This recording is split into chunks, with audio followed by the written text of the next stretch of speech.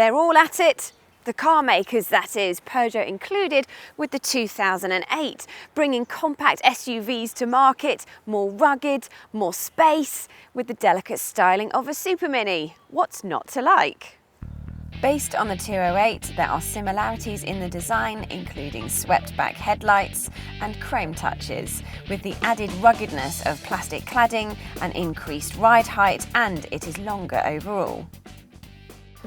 And that means more space inside. This boot is larger than others in the same class, and it's clever. It comes with things like this netting so that you can secure items in transit. Not only that, but this non-existent load lip means it's really easy to load heavier items in. So, I think I'm ready to go on holiday. Well, not quite. I have this review to do. You can fold down the seats to create even more room, and it's virtually flat, which is perfect for larger items.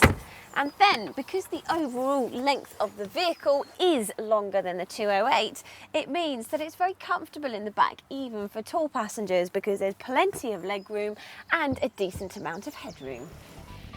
The interior has been lifted from the normal hatchback and so is eye-catching and stylish, finished with satin chrome and gloss black. Go for the Allure model and you will enjoy a colour touchscreen and blue LED dial surrounds.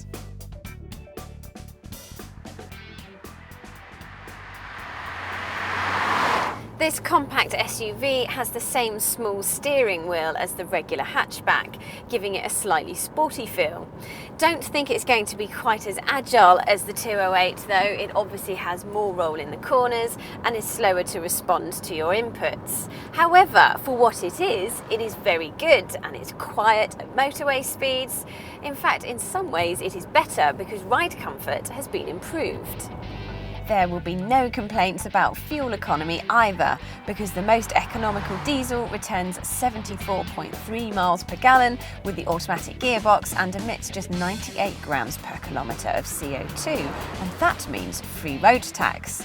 If you prefer manual, then the fuel consumption isn't quite as good and it is not free to tax, however, is still extremely efficient. And that brings me on to this car's downsides. Avoid the 1.6 litre petrol because it's strained and returns 47.9 miles to the gallon. Peugeot know this isn't good enough and they are releasing a 1.2 turbocharged petrol engine in early 2014 with similar performance and better economy. Then, despite being a baby SUV, it is only available in front-wheel drive, unlike the Vauxhall Mocha and Nissan Juke, which you can get with all-wheel drive if you need some off-road ability.